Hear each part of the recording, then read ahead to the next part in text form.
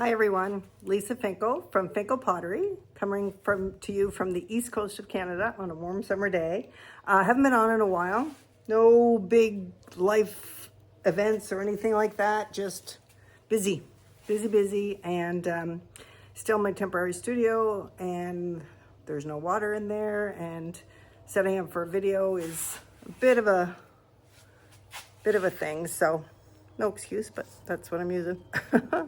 So anyway, I do have a load. And also the other reason I haven't gotten on a lot is because I have a lot of repetition in my loads for this summer because I'm doing multiples for people. But I thought I'd come on. You can, if you're bored with the multiples, you can fast forward or whatever, but I'll show you what I got.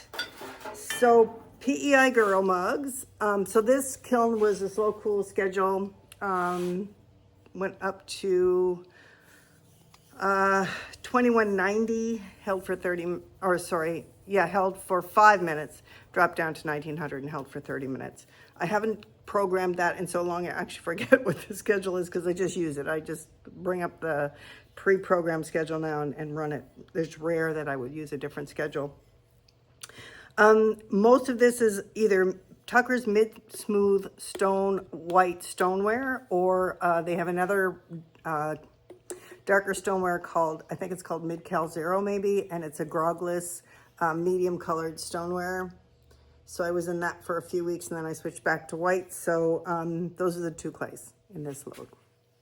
So PI Girl mugs continue to be the big thing that I get requests on. So there's lots in here and a few other things. So we'll just dive right in.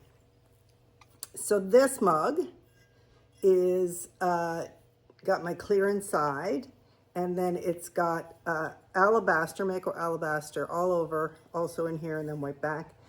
And then I did 2 coats of curry, Spectrum curry. No, I didn't. I used the lemon, the Mako lemon, frosted lemon. So you can see with the dark clay over the alabaster, there's some of the lemon is showing through, but it's subtle. If I did it again, I probably would just do the lemon without the alabaster underneath. But the tricky thing with yellow on dark clay is it can get really muddy, which, you know, some people like, but anyway, that's that. This one is the exact same treatment, except I did 2 coats of Norse blue at the rim and then a little bit of light flux. Not all the way to the end of the Norse blue. I left a little Norse blue showing. When you do that, you usually get this blue feathering at the edge. So there's that one. I've got quite a few of these.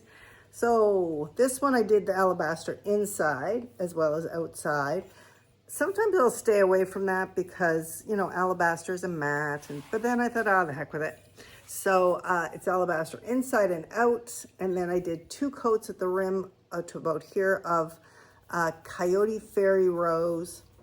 This is over the alabaster, and then light flux, leaving a little of the Fairy Rose without light flux on it. And once again, you're going to get that dark line. So if you like that, that's a really good way to get that.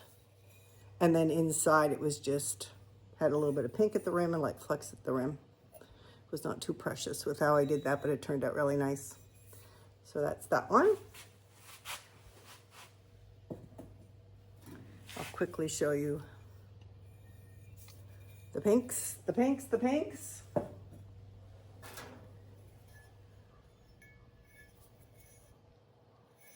And I promised myself that I wasn't going to worry about linking things or all that kind of stuff because I have no time. And I thought, I'll never do the video if I don't do that. So I'm just going to, if I get something from somewhere, I will tell you.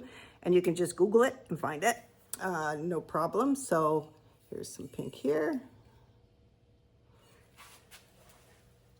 So the Fairy Rose is Coyote. It's a very vibrant pink. It really holds.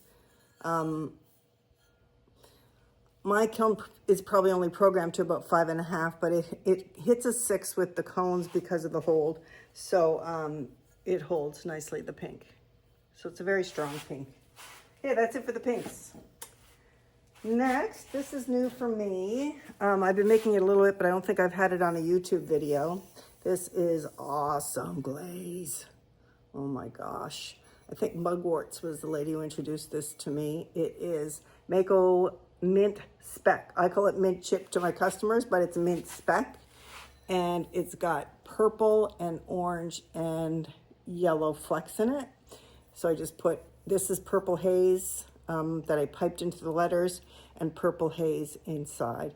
And this is a lovely, lovely matte. Very smooth, silky to the touch. And I think I have 5 of those. All of them are slightly different shapes. Been playing with shapes a lot lately. Trying to come up with, well, you're not trying to come up with new ideas, because I think every shape you can think of has been thought of, but maybe just trying to give customers a little bit more to pick from.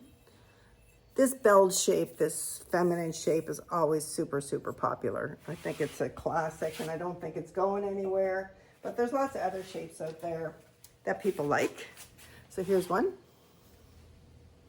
This is a different shape, and it's nice. It's slightly rounded, but a little more square-sided. So there's that. Okay, PI Girl mugs, Purple Haze.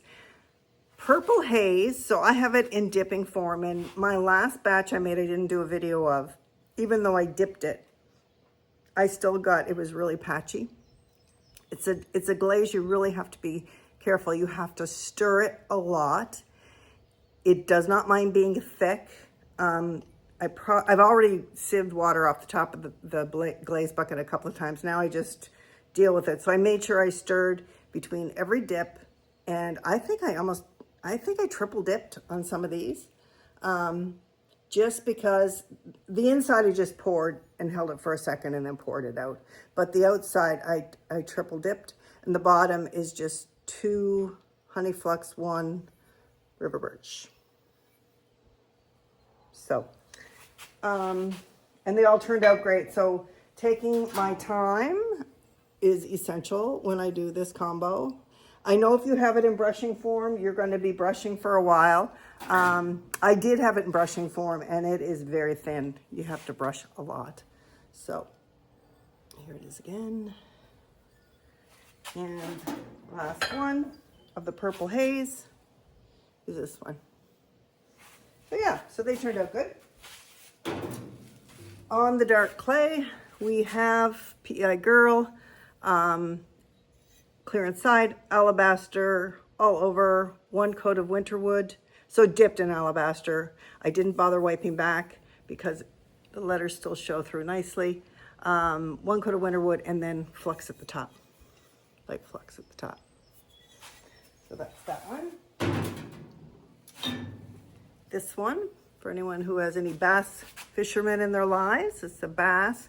This is from Sambao Transfers. And then this is my black glaze.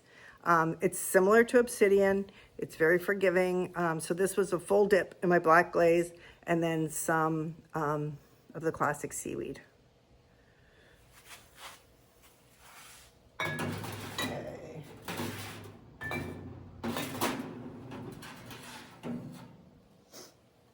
This is so pretty. I love this tray. So this is, we have a lot of blue herons that live outside our new place. And I love them. I'm fascinated by them. They're so shy and they're so majestic. Anyway, so I got this roller from Vermont Pottery Works, I think it's called. She has amazing rollers. If you live in Canada, they are very expensive by the time you get them to the door. It's not her, it's the exchange, and then I had to pay duty when it came across, and the shipping, it's just not good. But I loved it so much, I splurged. So what I did was I also got the coffee cup maker. So she does these cool mug planks that have like another section on the mug plank with a round that you put at the bottom of the mug. I don't know if that's making any sense, but go check out her site and you'll see what I mean. So what I did was I cut the bottom part off the mug plank because I'm not going to hand build mugs. I do not have the patience. But I just had this part of the mug plank and I made this cool tray instead. And I love it. You'll see something from the roller in just a minute. So the plank and the roller are two different things. What else do we got? Oh, here's just a plain mug in my black, my studio black with seaweed on the rim. Okay, this one, this is a cool shape. This is a new shape for me. I haven't tried this before and I like it. It's very comfy to hold. I've done the ones that look like ice cream, twirled ice cream, and I'm actually kind of thinking I want to make a batch of those soon because I really like them. But this one's different. It's just the two bubbles with a nice big handle. And it's got Spectrum Ginger inside, Spectrum Ginger here, and then Spectrum Floating Turquoise. You know, it's always kind of tricky what glazes to use on dark clay. Some of them sing beautifully on dark clay and some of them do not. But Spectrum Floating Glazes, they play pretty nice with dark clay, so they're a good option, I think.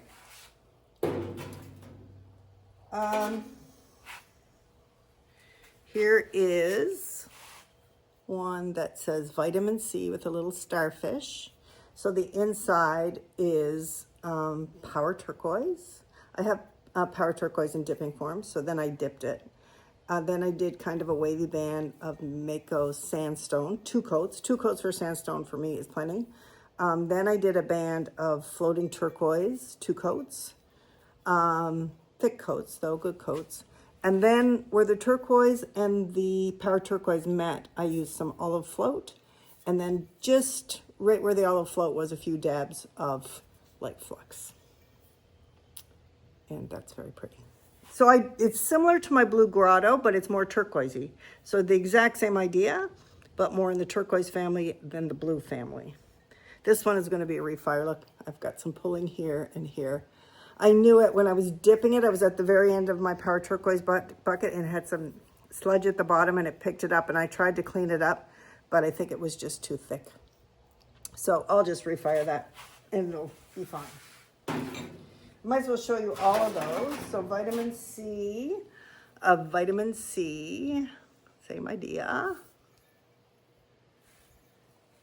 These have been very popular for me. People are really wanting them.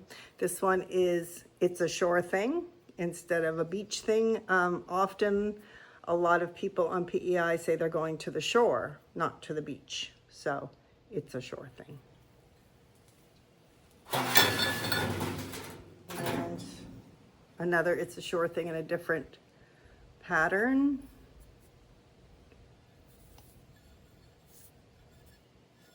Almost done this glaze combo. I think this is the last one. And this one, it's a shore thing. Just that one. Okay, then I did quite a few in this combo because it really seems to like the dark clay. So this was from that round piece that would have been the bottom of the mug if I used the mug plank to make a mug, but I use it now just for to make medallions and stuff. So it's the blue heron. The inside I poured Coyote Turquoise Lake. Norse blue would have worked fine. I just did it because I was getting low on a lot of my pouring glazes and oh, there's a can blowing around the garage. I was running low in some of my pouring glazes, so I thought I'm just going to use them to line some mugs. So the inside is Coyote Turquoise Lake. Then I dipped it in Norse blue. Then I did 2 coats of cactus from Spectrum. And then where the two met, I just did a dabbed line, thick. My olive float is very thick. I don't know what if you have it, what yours is like. So one thick coat does the trick. And I didn't put any flux because I was so close to the bottom and I don't need it, I don't think. I think it looks great like that. So that's that one. And the next 3 or 4 I'm going to show you all have the same glaze treatment. So this one is vitamin C. This one has a starfish on the back as well. PEI Girl.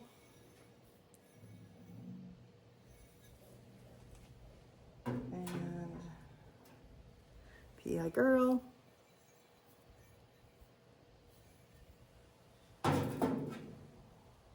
PI girl. Oh my gosh. I could make these all day. But I'm sure you can appreciate, sometimes you get tired of doing the same thing over and over again. So PI girl. So that's all in the same glaze treatment, which turned out really nice. This one is inspired by Kim at Unseth Pottery. I actually done a little variation on it, but I didn't film that video, where instead of the bougainvillea, I used autumn purple. And I really liked it, but I ran out of autumn purple and they were out on all the suppliers that I used. So I think Sounding Stone has it back in stock now, so I'll have to order it. But what I'm finding with Spectrum glazes these days, when I want to order some, nobody's got all of them. Somebody's got 2 of this and someone's got 3 of this. And what's tricky about that when you're in Canada is shipping is expensive. So you want to get it all from one place if you can. So I'm kind of holding off, hoping somebody will get a big load of it and they'll have everything. So if anyone knows anyone who's in that scenario, let me know. So yeah, Unseth Pottery, I think, has sparked a wave of these.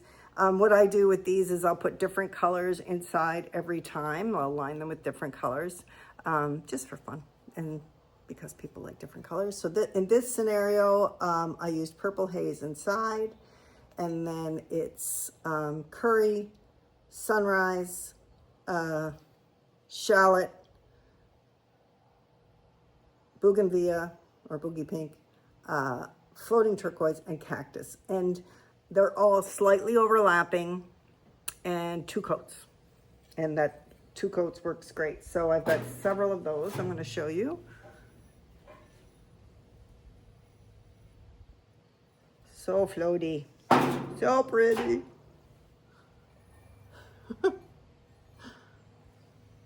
They're a mug to cheer you, to make you smile.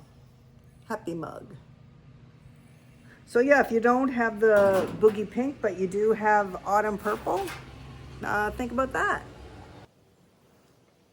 Okay. And then I did a few cappuccino style.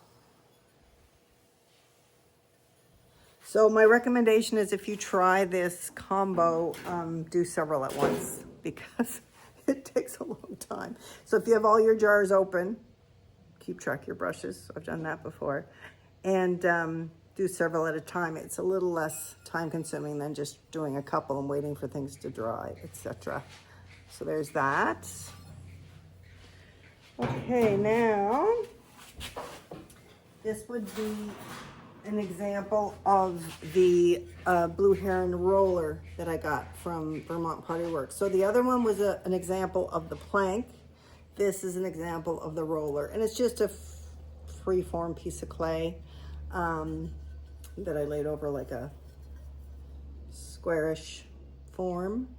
And this one is on dark clay, and it is stone denim, just stone denim.